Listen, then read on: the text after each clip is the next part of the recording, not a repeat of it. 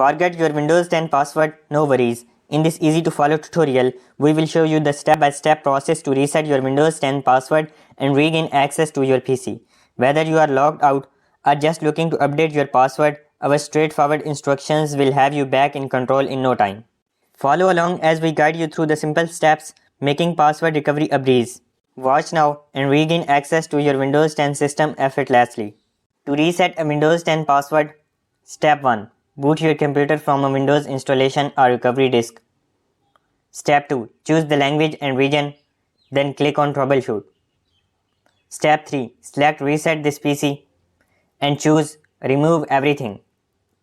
Step 4. Follow the on-screen instructions to reset your Windows 10 password and reinstall the operating system.